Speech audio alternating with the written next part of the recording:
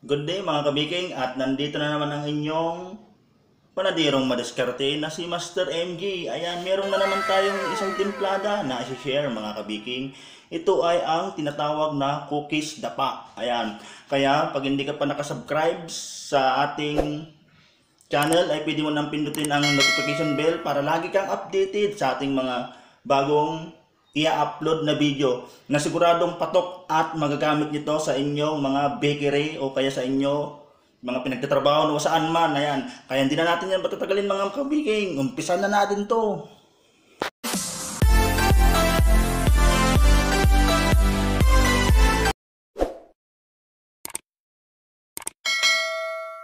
Mga kabiking, ayan ang ating mga sangkap. Ayan. Ayan. Ayan. Kaya una natin sasabihin itong wash sugar na kalahating kilo. At soft flour o kaya third class ang tawag sa bakery. Ayan, kalahating kilo din. At 1/4 kilo na margarine o kaya 250 grams. At syempre, maglalagay tayo ng 2 kutsarang baking powder. Ang brand na gamit ko dyan ay Calumet. At syempre maglalagay tayo ng itlog na 3. Medium size po yan. Yan lang po yung ating mga basic ingredients sa ating gagawing cookies dapa. Ayan, kaya simulan na nating masahin yan mga kabiking.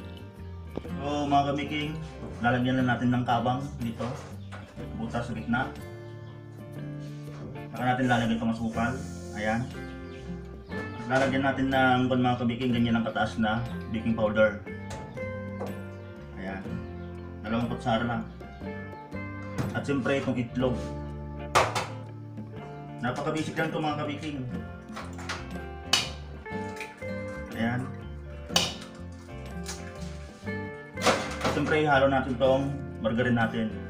Kung wala kayong mga margarine mga kabiking, pwede yung butter o kaya vegetable shortening. Pero mas maganda yung margarine talaga. Ayan. Siyempre, i-mix na natin siya. Ayan.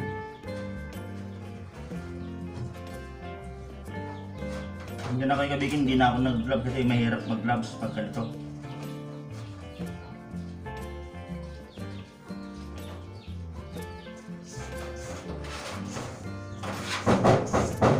Ayan, pag hindi tayo mahirapan, sagunin na lang natin yan.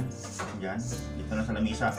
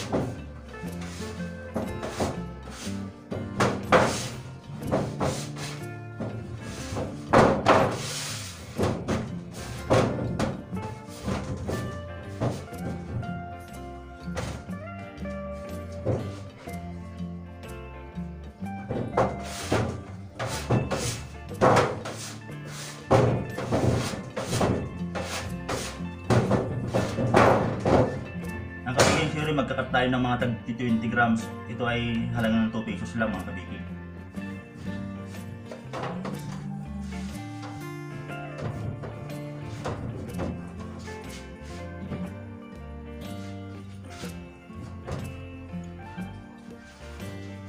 Ayan, magkat lang tayo ng 20 grams.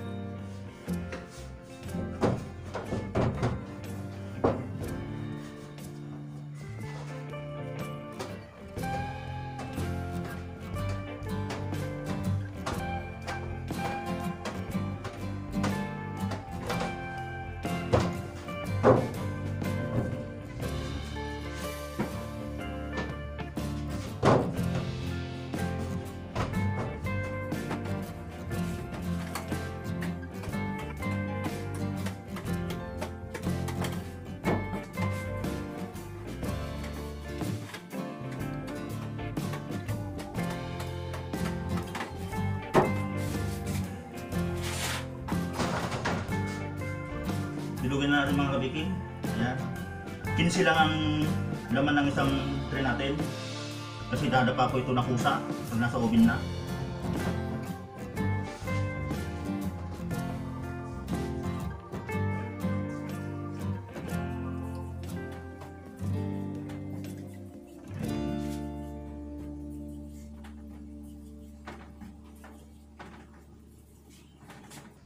Ang kabiking, 15 lang yan. Isasalang natin to agad mga kabiking. Kabiking, ayan ang ating product. Isasalang na natin agad yan. At maluluto yan ng mga 12 minutes. Ayan. Isasalang na natin yan mga kabiking. Kabiking, nakasalang na siya at sa taas lang ng oven natin sinalang. Ayan. Mahinang-mahina lang yung apoy niyan. Nasa 118 temperature. Sira kasi yung temperature nito mga kabiking kaya tinatansya ko lang. Ayan. Dadapo ko sa yan mga kabiking pag uminit na ng husto yan, dadapa yung kusa. At ganyan po yung apoy natin. Medyo mataas pa nga yan kasi hindi pa gano'ng mainit yung oven natin. Pwede pa natin babaan yan. Ayan, kaya mamaya mga kabiking, ipapakita ko sa inyo yung finished product natin. Pag naluto na. At bantayan lang sa taas at tignan-tignan lang kabiking kung luto na. Makikita yung kabiking pag medyo brown-brown na. So ayan mga kabiking, at luto na ang ating cookies tapa. O tignan nyo naman, dupa pa siya. Ganyan lang kabiking ang kulay niya pag naluto na. Ayan. At maraming salamat ulit mga kabiking sa patuloy na suporta at panonood. At sana meron na naman kayong natutunan sa video natin ito. At maraming salamat ulit. Happy baking!